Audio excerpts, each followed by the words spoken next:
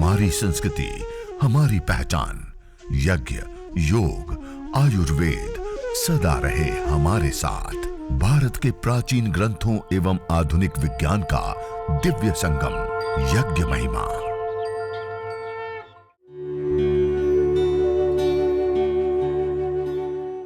भारतीय संस्कृति में यज्ञ, योग एवं आयुर्वेद जैसी अमूल्य विद्याएं हैं, जिसका मूल है वेद। इतिहास की ओर दृष्टि डालें तो भगवान राम, भगवान कृष्ण से लेकर राजा महाराजाओं, ग्रामवासियों व अरण्यवासी ऋषियों की कुटियों तक नित्य व नैमित्तिक यज्ञों का प्रचलन देखने को मिलता है। और हमारे शास्त्रों में कहा है, सत्याह संतु यजमानस्य कामाः, जो यज्ञ करता है उसकी तो सारी मनोकामनाएं पूर्ण होती है। और इष्ट काम दुख, सर्व काम दुख का जो यज्ञ करता है उसकी इच्छित कामनाएं पूर्ण हो जाती है, सर्व काम दुख, उसकी सारी कामनाएं पूर्ण होती है। अलग अलग शास्त्रों में अलग अलग जगहों पे भी बताया है इस प्रकार से।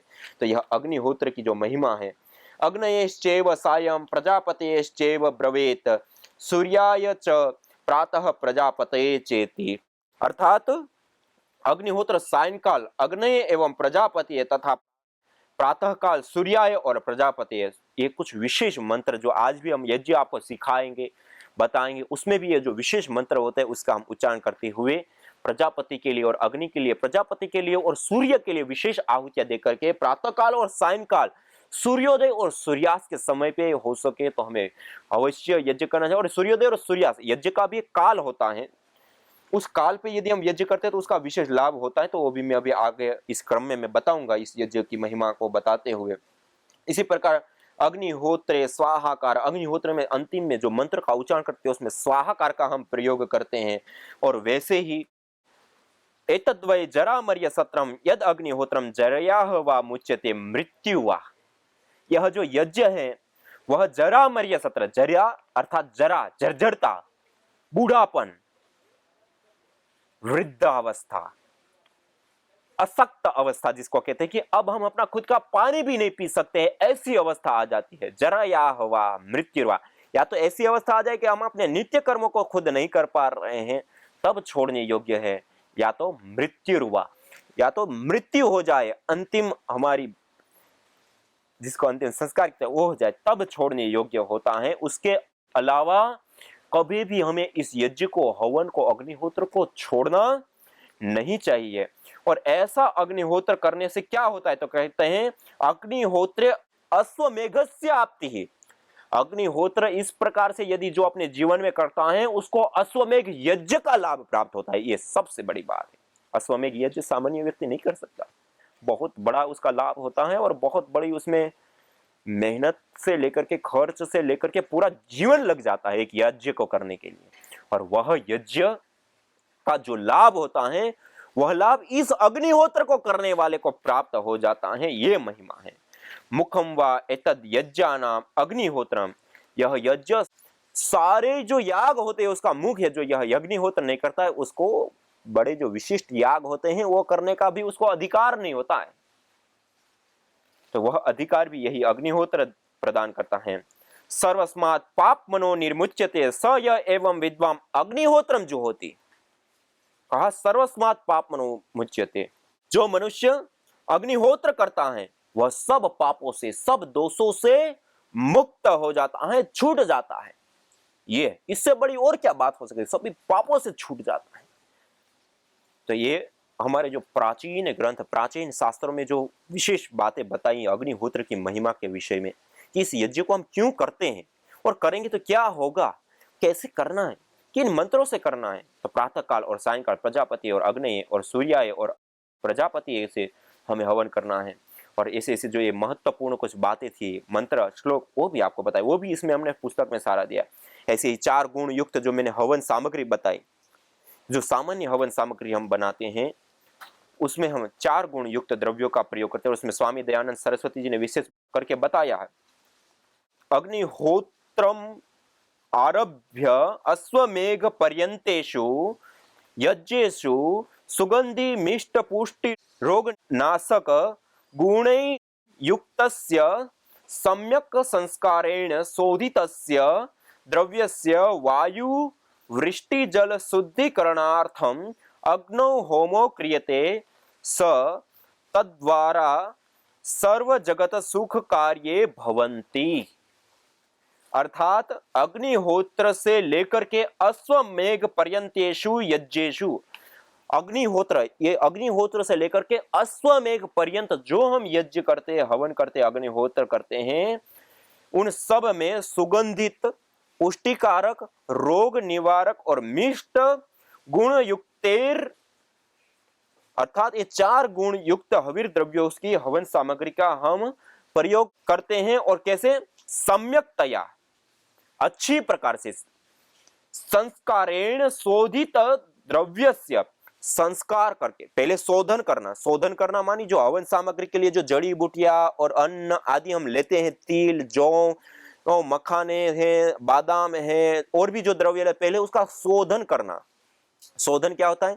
उसके अंदर कोई छोटे छोटे कंकड़, पत्थर या किसी भी प्रकार के कोई विजातीय तत्व हैं, कोई कीड़े हैं, कोई कुछ ऐसे द्रव्य होते हैं जैसे हम खाने के लिए अन्न आदि का प्रयोग करते हैं, पहले क्या करते हैं? उसका शोधन करते हैं। उसके अंदर कोई विजातीय द्रव्य है तो उसको निकालते हैं, पहले शोधन करना। फिर संस्कारेण, फिर उसको संस्कृत करना। जैसे ये हमने सामग्री तैयार की, अब उसको संस्कृत करना है तो हम क्या करेंगे? उसके अंदर थोड़ा सा गाय का घी मिला दिया, थोड़ा सा हम इसे सुगंधित कुछ ऐसा द्रव्य आदि, जावित्री आदि मिला दिया और उसको अच्छे से मिला दिया और तैयार कर दिया। घृत को हमें संस्कृत करना है, क्या करना है? उसमें थोड़ा जावित्री, जायफल और केसर आदि को पीस करके बिल्कुल बारीक पाउडर बना करके उसके अंदर थोड़ा मिला दिया। संस्कृत, इसको कहते हैं संस्कार करना। शोधित संस्कृत द्रव्यस्य, ऐसे संस्कृत और शोधित द्रव्य करके और उससे हवन करने पर वायु वृष्टि जल शुद्धिकरणार्थम अग्नो होमो, वायु, ये वायु जिसके अंदर हम 24 घंटे श्वास लेते हैं, उसके शोधन के लिए, और जल की शुद्धि, इस वायुमंडल के अंदर भी 70% से अधिक पानी होता है। हम जो आकाश के अंदर देखते हैं तो हमें नीला देखता है आकाश, आकाश का कोई कलर नहीं होता। ये नीलापन क्या है? जो इस आकाश मंडल के अंदर अथाह जो जल समुद्र है, एक तो है भूमि के ऊपर जल समुद्र, जो इतना भूमि के ऊपर जो जल समुद्र के अंदर जल नहीं है, उससे कईयों कईयों गुना ज्यादा ये आकाश मंडल के अंदर जल समुद्र बाष्प के रूप में रहते हैं। और उसके जो कण होते हैं उसके ऊपर सूर्य की किरणें पड़ती है, प्रकाश पड़ते हैं, तो वो कण हमें प्रकाशित होते हैं, दिखते हैं नीले कलर के। आकाश में भी एक बहुत बड़ा जल का समुद्र है, उसका शोधन होता है और वहां से सब बादल बनते हैं, उसका भी शोधन होता है। और वो जो उत्तम जल है, वो जब वर्षा होता है तो उससे उत्तम औषधियां, वीर्यवान औषधियां, विशेष गुणों से युक्त औषधीय द्रव्य और अन्न आदि हमें, फल, साग, सब्जियां आदि हमें प्राप्त होते, उसका हम विशेष रूप से प्रयोग करते हैं। और उसके साथ साथ हम इस जल का, जब बारिश होता है तो उससे जो जलाशय एकत्रित होते हैं, नदी, झरने, तालाब, डैम आदि, वो भी उत्तम गुणों से युक्त हो जाते हैं और वो हमें प्राप्त होते हैं। तो इस प्रकार से यह जो स्वामी दयानंद सरस्वती जी ने कहा, और ऐसा करने से क्या होगा? सर्व जगत सुख कार्ये व भवति, यह संपूर्ण जगत के सुख के कार्य के लिए ये यज्ञ विशेष रूप से होता है और इस प्रकार से करना होता है। एक विशेष महिमा परक जो द्रव्य, और इसमें जैसे सुगंधित द्रव्य कौन से होते हैं? तो सुगंध में कस्तूरी है, केसर है, अगर है, तगर है, श्वेत चंदन, इलायची, जायफल, जावित्री आदि, नागरमोथा आदि कुछ सुगंधित द्रव्य होते हैं। बालछड़ जिसको कहते हैं, खस है, लौंग है, तुमुल है, तेज पत्ता है, तालिस पत्र है, गुगुल है, सुगंध बाला है, सुगंध कोकिला है, कुलंजन है, मुलाठी है, हाउबेर है, ये सारे सुगंधित द्रव्य होते हैं। उसके साथ साथ मेडिसिनल गुण भी उसके अंदर होते हैं और भी तरह होते हैं, लेकिन प्रधानतया उसमें सुगंधित द्रव्य ये होते हैं। इसी प्रकार मिष्ट गुण युक्त, मिष्ट माने मीठे गुण से युक्त, जिसमें शक्कर है, शहद है, छुहारा है, किशमिश, मुनक्का, मोहन भोग, मीठा लड्डू आदि, मीठे भात हैं, ये सारी चीजें मीठे द्रव्य होते हैं जो हवि के रूप में हम प्रयोग करते हैं। ऐसे ही पुष्टिकारक जो द्रव्य होते हैं उसके अंदर गाय का घी, दूध, फल, कंद, अन्न, बादाम, काजू, पिस्ता आदि जो चीजें होती है वो विशेषकर पुष्टिकारक कही गई है। इसी प्रकार से रोग निवारक सोमलता, गिलोय रोग निवारक में सबसे श्रेष्ठ बताया गया है। सोमलता, गिलोय, ब्राह्मी, चिरायता, हरड़, कपूर कचरी, शतावर, अड़ूसा, इंद्रायण, देवदार, पुनर्नवा, क्षीर काकोली, सालपर्णी, मकोय, आंवला, खूबकला, गोखरू, रासना, गुलाब फूल, जीवंती, पांडरी, वाइविडंग और भी बहुत सारी ऐसी विशेष विशेष जड़ी बूटियां हैं जिसका हम हवन सामग्री के रूप में प्रयोग करते हैं। तो ये 4 गुण युक्त द्रव्यों से हम विशेष रूप से प्रयोग करते हैं। और जिस यज्ञ को, जिस हवन को, जिस अग्निहोत्र को हम करने जा रहे हैं, उस यज्ञ की जो महिमा है वो अपार है और बहुत सारी चीजें हैं। लेकिन अब हमारे पास समय इजाजत नहीं देता है कि आगे आज हम बता पाएंगे, क्योंकि अभी हमें यज्ञ करना भी है, यज्ञ सीखना भी है।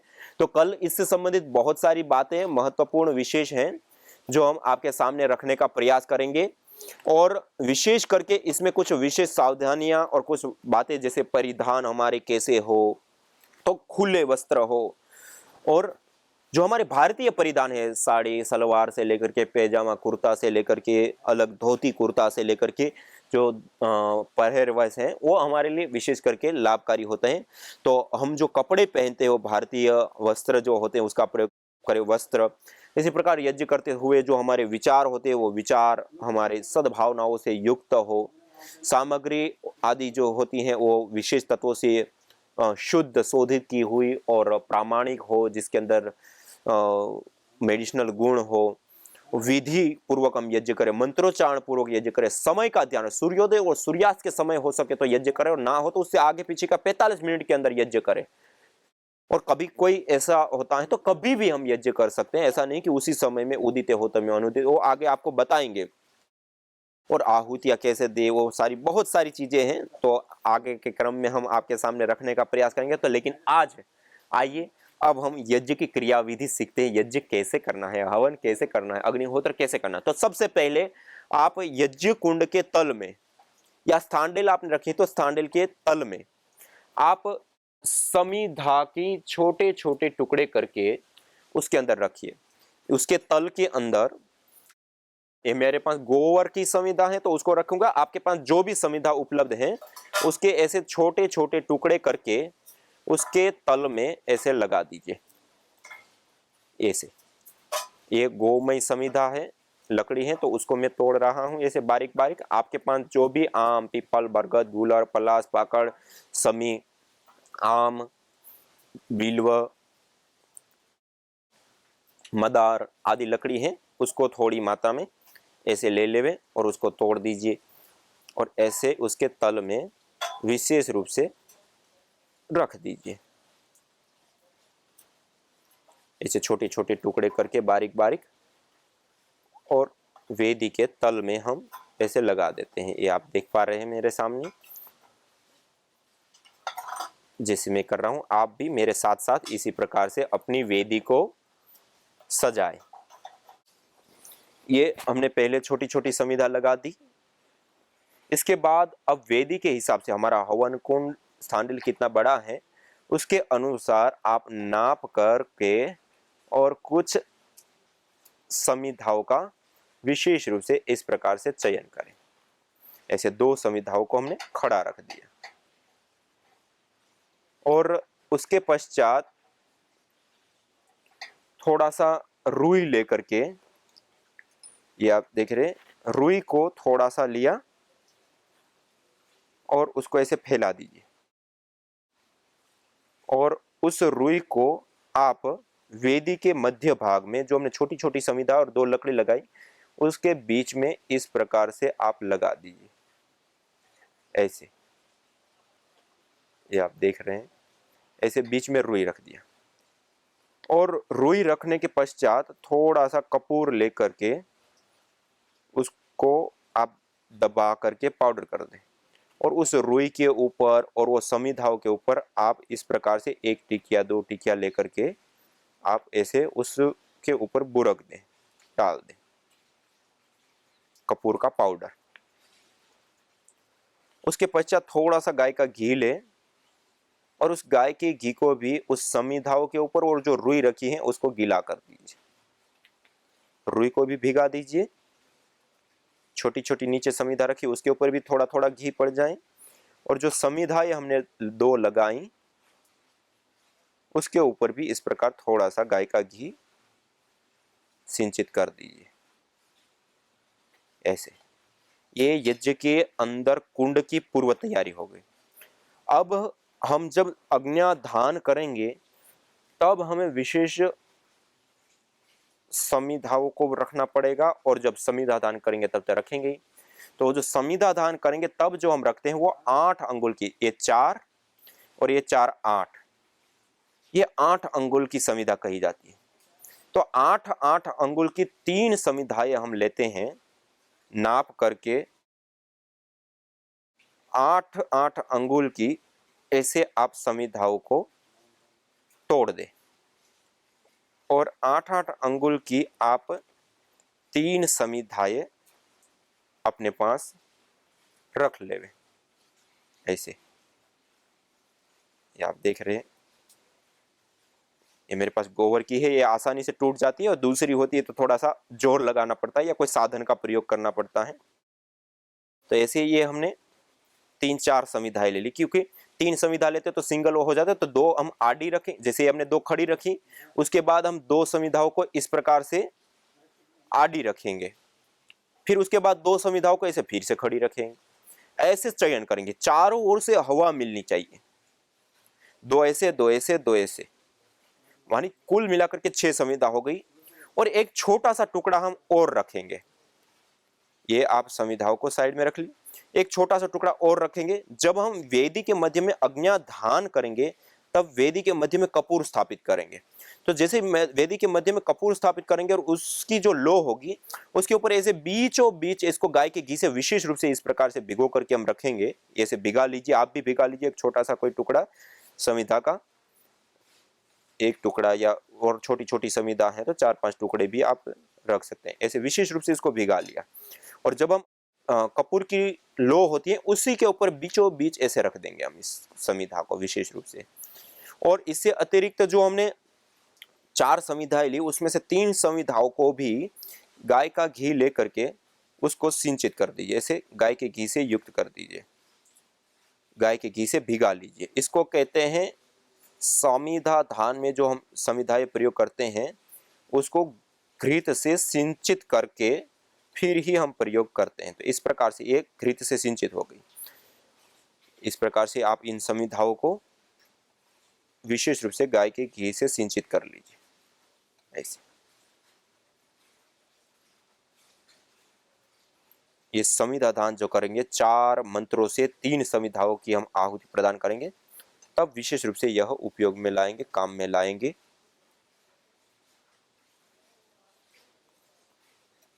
ये यज्ञ की पूर्व तैयारी है कि हमें कैसे करना है। ये आप एक बार इस प्रकार से कर लेंगे तो बहुत ही आसानी से आप यज्ञ को सरलता पूर्वक, सहजता पूर्वक अपने घर के अंदर किसी की कोई आवश्यकता आपको नहीं पड़ेगी, और स्वयं यज्ञ कर लेंगे और कर पाएंगे, और लोगों को भी आप सिखा पाएंगे। ऐसे ये यज्ञ की पूर्व तैयारी समिधा की हो गई। अब दीपक के अंदर हम थोड़ी सी रुई लेकर के एक बाती बना लेते हैं, और बाती बना करके हम दीपक के मध्य में,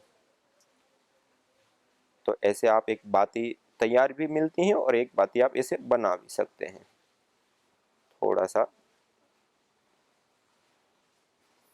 इस प्रकार से ये हमने तैयार कर दिया, और इस बाती को दीपक के अंदर इस प्रकार नीचे के भाग जो होता है उसको थोड़ा सा चौड़ा रखते हैं ऐसे, तो वो गिरती नहीं है, वरना गिर जाती है, पिघला हुआ घी डालते हैं तो। ऐसे रख दी, उसको भी थोड़ा गाय का घी डाल करके उसको भिगा दीजिए और थोड़ा सा सिंचित कर दीजिए। तो ये हम जब दीप प्रज्वलन करेंगे तब विशेष रूप से उपयोग में आती है। तो ऐसे ये हमने दीपक तैयार कर लिया। दीपक तैयार करने के पश्चात आप एक छोटा सा रुमाल भी अपने पास रखें, हाथ आदि पोंछने के लिए एक छोटा सा कोई भी आप रुमाल आदि आप पास में रख लें, क्योंकि जल सिंचन आदि जो क्रिया करते हैं उसके पश्चात भी हमें ये विशेष रूप से प्रयोग में लाना होता है। तो यह यज्ञ की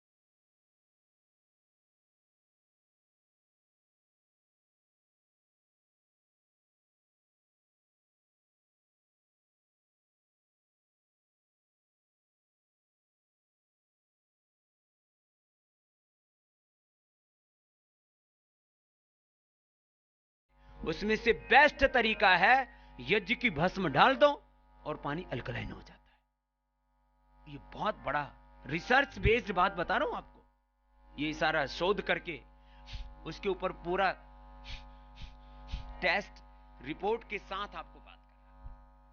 तो जिनको भी बहुत तरह के उपद्रव रहते हैं शरीर में, पानी पीते ही पानी पीने से भी उल्टी आती है लोगों को, पानी पीने से भी डायरिया हो जाता है, पानी पीने से कोलेस्ट्रॉल बढ़ जाता है, वेट बढ़ जाता है। बताओ ये कोई बात हुई? बोले स्वामी जी पानी भी हमको तो घी की तरह लगता है, तो तुम्हारा पानी का घी निकाल देते हैं। ये यज्ञ की राख डाल दो, उसके बाद पानी को नितार करके और पिला दो। जितने भी ये आप आरओ वाटर पीते हैं ना, इससे गैस बनती है। मैंने लगातार 20 साल ये पानी पिया, सारे देश में घूमता रहा, तो भाई कहीं पानी से दिक्कत ना आ जाए। ये तो चलो गनीमत रही कि पूरा हिंदुस्तान घूमते समय एक बार में मुझे फूड पॉइजनिंग नहीं हुआ। 20 लाख किलोमीटर से ज्यादा घूमा हूं, एक बार भी फूड पॉइजनिंग नहीं हुआ, एक बार भी पेट में इंफेक्शन नहीं हुआ, एक बार भी उल्टी दस्त नहीं लगा। लेकिन एक काम गड़बड़ हुआ, वो पानी पीते पीते गैस बनने लगी। बताओ मेरे जैसे योगी को भी। क्यों? उसमें सारे मिनरल्स तो निकाल देते हैं। ये दो तुम पानी पीते हो ना बोतल वाला, ये अच्छा नहीं होता। यज्ञ भारतीय संस्कृति का मूल है। तो आइए हम संकल्प लें, संसार के श्रेष्ठतम कर्म यज्ञ को अपनाएं। पिंड और ब्रह्मांड में संतुलन कायम करने वाले यज्ञ को अपने जीवन का अभिन्न अंग बनाएं एवं प्रकृति मां के प्रति अपने ऋणों को अदा करें। विश्व स्वास्थ्य का एक नारा, यज्ञ से होगा जग उजियारा। भारतीय संस्कृति की अमूल्य विरासत यज्ञ की महिमा को जानने हेतु वैदिक चैनल पर प्रतिदिन प्रातः एवं सायं 11:30 बजे यज्ञ महिमा कार्यक्रम से जुड़े। विशेष जानकारी हेतु संपर्क करें। मोबाइल 9068565306।